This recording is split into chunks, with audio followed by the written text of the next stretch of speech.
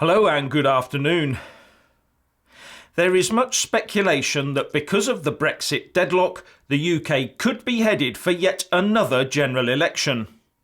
Cue Brenda from Bristol. You're joking, not another one. Although Downing Street of course denies any such thing, according to The Sun, Cabinet insiders are warning that the Prime Minister is running out of road. The PM's official spokeswoman has emphatically ruled out such an event, but there are reports that the Cabinet Secretary Mark Sedwill has been discussing possible preparations for a general election with his top mandarins. And then there are the further reports that 3 cabinet ministers have told their constituency parties to get ready for a snap election. And The Sun quotes one unnamed cabinet source as saying that an election, once unthinkable, is now a very likely option. It's all everyone's talking about. The thinking appears to be that it would be a Brexit-based election. Surprise, surprise. With the Tories under Theresa May campaigning on an updated version of her deal versus a Corbyn Labour proposal of more negotiations just dragging on. But the first hurdle would be to get 2/3 of MPs to actually vote for an election. In these politically torrid times, there may be many who fear for their futures in the House of Commons and who would be unwilling to face the electorate at this time, especially those on the wrong side of the Brexit argument compared to their own voters. But then going to the country is where the real problems start for them. Both parties are hopelessly riven on Brexit from top to bottom. Let's look at the Labour Party. Corbyn has said he would follow Brexit through and does not want another EU referendum. But the party members and the momentum machine behind them do want a second referendum.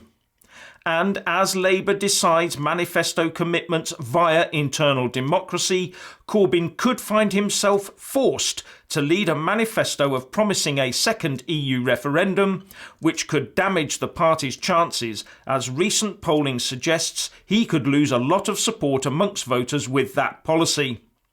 Then there's the Tories.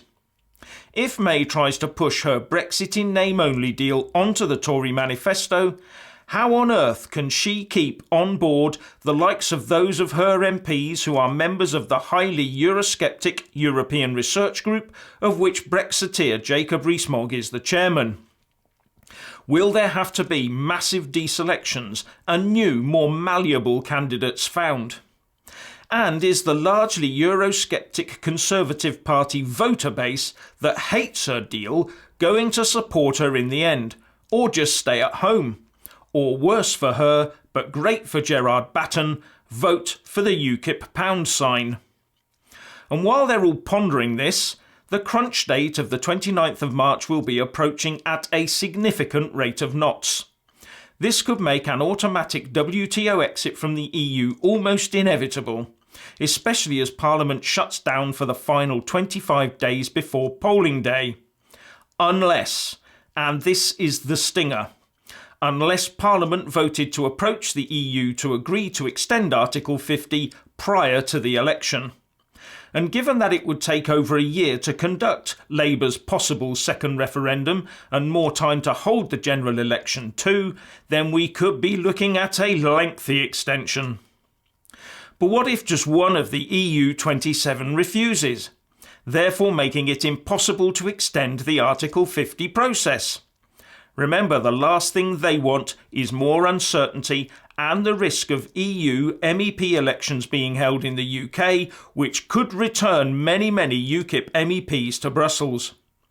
So there'd be calls by some MPs for the unilateral revocation of the Article 50 letter so that Brexit could be completely reversed before the election without needing any permission from Brussels.